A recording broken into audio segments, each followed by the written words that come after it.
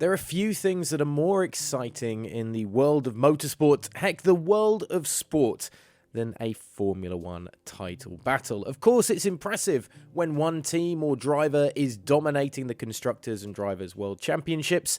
However, it always adds a lot more spice to a racing season when they've got somebody to compete with. Here at GP Fans, we have decided to sit down and debate and discuss the top 10 drivers' World Championship battles that we can think of. And we think we've produced a list, at least of the top 10, in no particular order. I'm Ollie Wilson for GP Fans, and these are our favourite title battles in Formula One history. Now, of course, there may be some recency bias, and there may be some that you think are more deserving of being involved in our list. Let us know in the comments section below, and of course, hit subscribe to stick with us here at the channel. Number 10, Hunt versus Lauda 76. This battle was such a perfect Hollywood script that they actually adapted it for the big screen, with Chris Hemsworth and Daniel Bruhl playing James Hunt and Niki Lauda. Lauda entered the 1976 season as the reigning champion. Hunt, on the other hand, got himself noticed by scoring his first ever victory in Formula One at the 1975 Dutch Grand Prix and ending the year 4th with the unfancied Hesketh team. Moving to McLaren, he would now have the machinery to fight for title honours.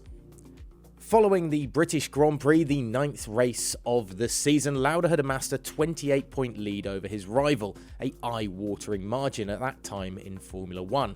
But then came the German Grand Prix and the accident that very nearly cost Lauda his life. In fact, so serious were his injuries that a priest even read the Austrian his last rites. Incredibly, Lauda returned to the cockpit after missing just 2 races and in time for the Italian Grand Prix.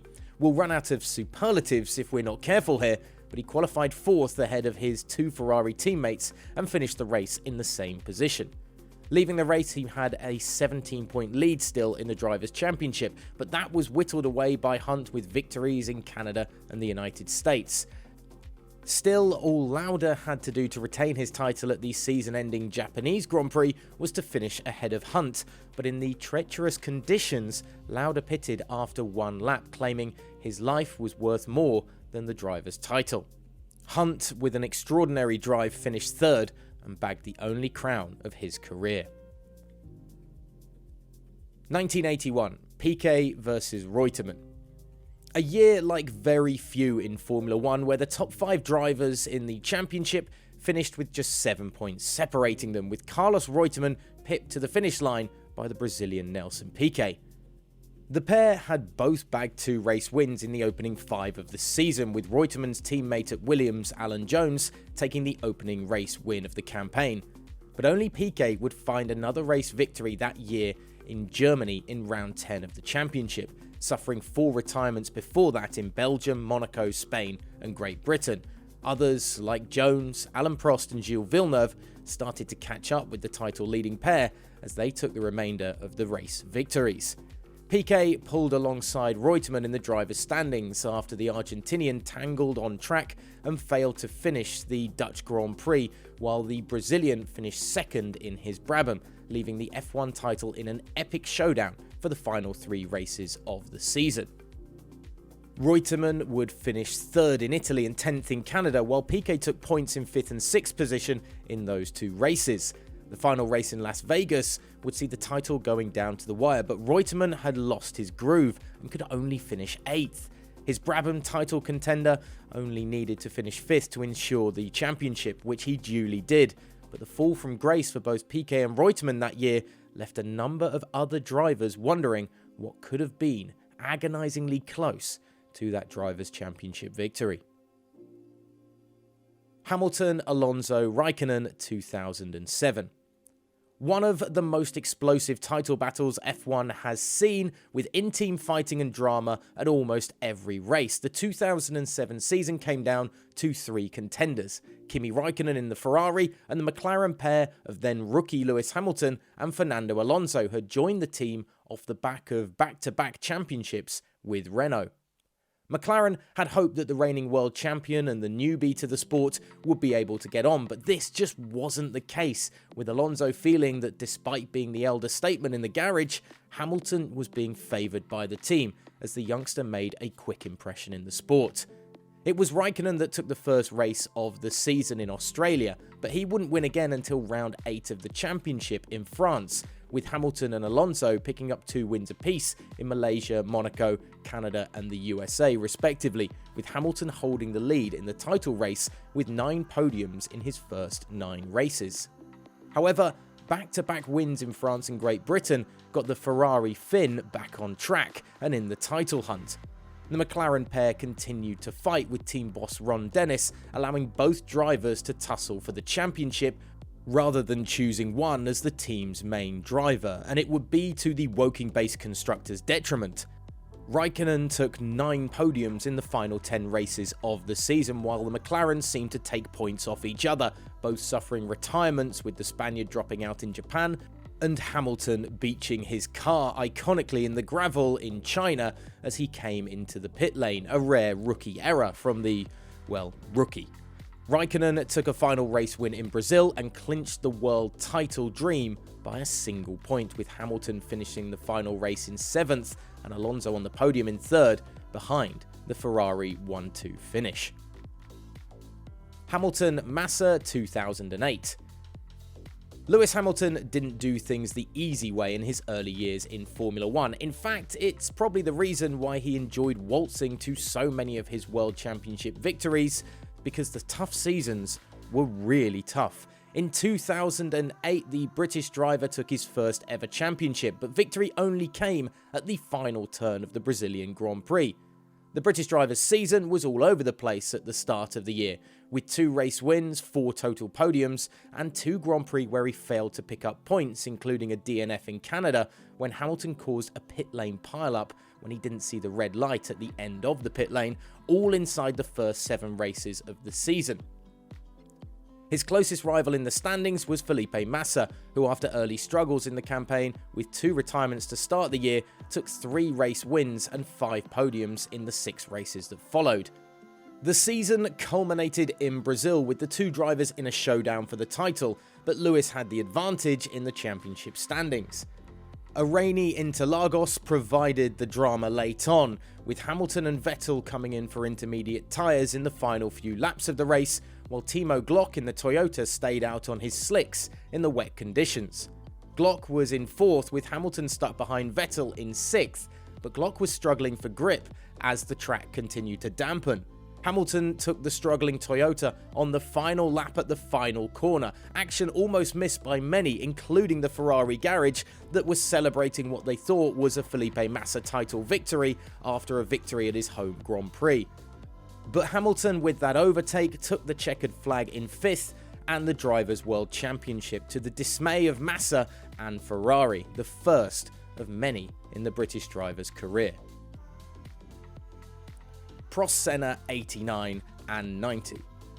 Look, we're going to have to do a deep dive on the Prost-Senna rivalry here at GPFans, because it might be the greatest in Formula 1, and as a result, we're going to link the 89 and 90 seasons together.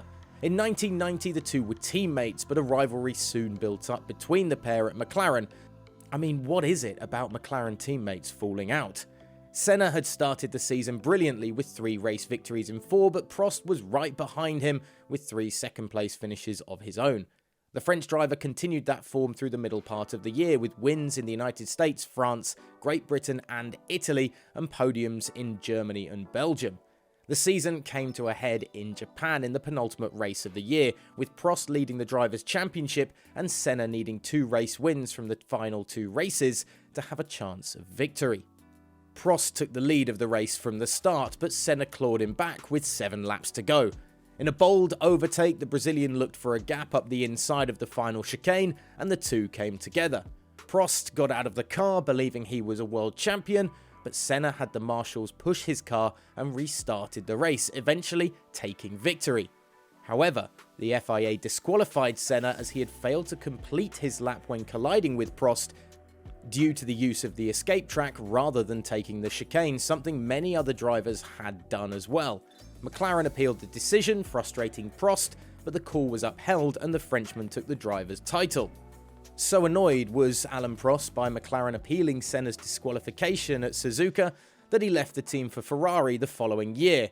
And wouldn't you know, the French driver in the Italian car was battling the Brazilian for the championship once again. And once again it all came down to the second to last race of the season in Japan. Prost this time was trailing Senna in the championship, but Senna knew if Prost failed to find points in Japan, the title would be his. The two were on the front row of the grid, Prost in second, but on the cleaner side of the racing line, so he led going into the first corner. Senna drove into the rear wing of his car, taking the pair spinning off into the gravel trap. Both drivers were out and unable to get going, and Senna had his revenge and a Drivers' World Championship. Michael Schumacher and Jacques Villeneuve, 1997. Sometimes it pays to run your opponent off track and take them out of the championship, other times it doesn't. 1997 saw Ferrari's Michael Schumacher fighting a young French-Canadian Jacques Villeneuve in the Williams for the driver's title. Schumacher's middle part of the season had put him in a strong position for the World Championship, but the French-Canadian had found his form in the latter part of the campaign, with wins in Hungary, Austria and Luxembourg before disqualification in the penultimate race of the season in Japan that left the title going down to the wire in Jerez, Spain at the European Grand Prix. Villeneuve was on 77 points, the German on 78, and it was Schumacher that led the race early on, but the Williams began to close on the Ferrari until lap 48 saw them going wheel to wheel. Schumacher left a gap at Dreisack corner and the Williams darted up the inside. The World Championship leader tried to drive the Williams off the track with his wheel hitting the side pod of Villeneuve's car, but the youngster completed the pass and Schumacher was forced to retire on the spot with damage. For his actions, the German was disqualified from the championship, although his race wins and podiums would still count towards his overall racing tallies in his career. But more importantly, Villeneuve was world champion. Schumacher and Damon Hill, 1994. Still one of the most controversial moments in Formula One history, Damon Hill and Michael Schumacher came to blows in 1994's final race of the season in Adelaide. But even before the F1 circus hit Australia, there had been controversy throughout the season, with Schumacher disqualified after the Belgian Grand Prix for a breach of regulations, and then banned for 2 races after Belgium for ignoring black flags at Silverstone. This resulted in Schumacher, despite being the dominant driver of the season, having just a 1-point lead over Damon Hill going into the final race of the year. The German remained on course to seal his maiden title until on lap 36 he ran off the track, caused by suspension damage to his car. As Hill approached and attempted to execute a pass, the pair made contact, throwing Schumacher's Benetton into the air. As a result of the damage sustained in the collision, both drivers had to retire and Schumacher was crowned champion. Despite believing Schumacher had made contact on purpose, Williams did not seek to have the result overturned, as it was still dealing with the loss of Ayrton Senna, the Brazilian having died at a crash at Imola earlier that year. Nico Rosberg and Lewis Hamilton, 2016. As Formula One was dominated by Mercedes in the turbo hybrid era, it was surprising perhaps that we got as good a title battle as we did in 2016 between two hungry former friends from their karting days that soon turned into a heated rivalry. What was always looking like a 2-horse title fight between the two Mercedes drivers really kicked off in round 5 of the championship in Spain. This after Rosberg had won the opening 4 rounds of the campaign. Hamilton had pole to start the race, but Rosberg was soon past him at turn 1 and through the next 2 corners. But the British driver looked for a move on the inside before turn 4, and as Rosberg defended, Hamilton hit the grass, sliding and sending him careering into his teammate and taking them both out of the Grand Prix. It didn't help the dynamic that Hamilton took 6 of the next 7 races, while Rosberg managed just 2 podiums in that run. The pair had collided again at the Austrian Grand Prix during that spell, with Rosberg going up the inside of the British driver, having just lost the lead of the race. The move cost the German the victory, with Rosberg taking front wing damage as he went wide from the inside of the track, hitting his teammate and eventually finishing 4th. A flurry of wins in Belgium, Italy, Singapore and Japan handed control of the championship though back to Rosberg, and the two drivers were separated by 12 points going into the final race in Abu Dhabi. Hamilton led with Rosberg close behind him, knowing a third place finish would be enough to crown the German champion. The British driver tried to slow the pace of the pair, encouraging others to come back into the fight for the race in an attempt to push Rosberg down the order, with Max Verstappen and Sebastian Vettel closing in. But it wouldn't be enough, with Rosberg taking the driver's title and retiring as champion 5 days later. Hamilton and Verstappen 2021. There will never be another title battle like this. The 2021 championship fight between Lewis Hamilton and Max Verstappen will always be shrouded in controversy after the season finale in Abu Dhabi.